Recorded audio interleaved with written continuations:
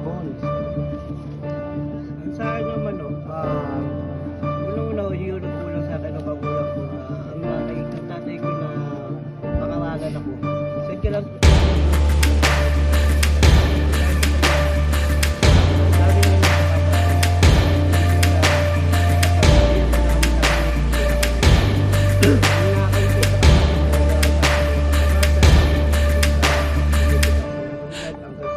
saway din ako sa kanya para sagot, pero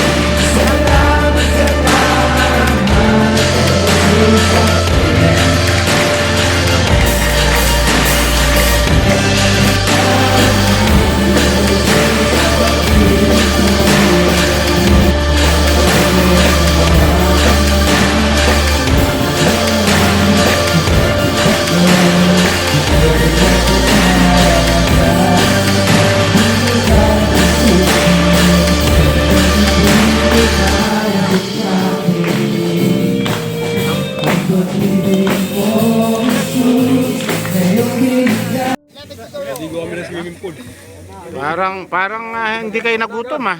no? Nabaho dyan. Umo sa ibabaw. Ilokan na naman. Ilokan na lang to ah. Basta.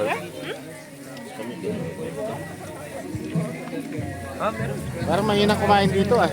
No, sir. Yes, daw mga kadete. Hindi ko kami na swimming pool. Parang hindi kayo nagutom ah. No? Nabaho dyan. Umo sa ibabaw. Ilokan na naman. Ilokan na lang to ah.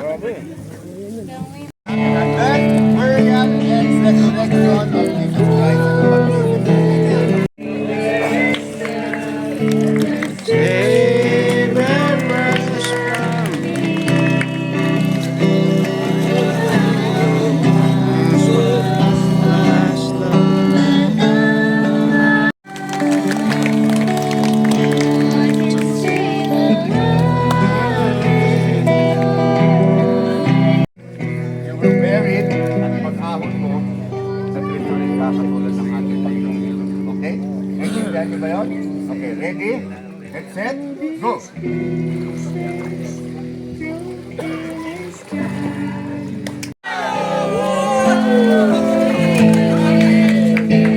One, two, three.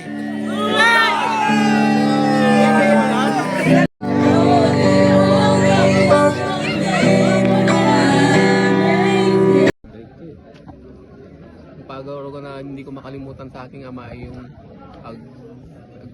bigyan ng attention sa amin sa araw-araw, pag financial na pangangailangan, saka sa paghihirap nga lagi sa pag-uwi sa bahay.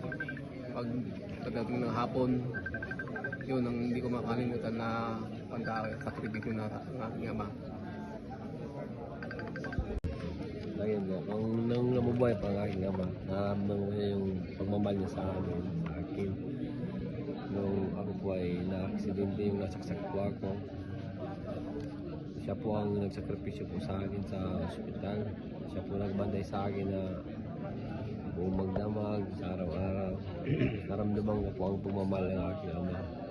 At saka yung mga pagsakripisyo niya po sa aming magkakapatid, kanyang mga tatrabaho siya araw-araw para mayroong pagkain pagkain at mag-aral ng mga kapatid ko.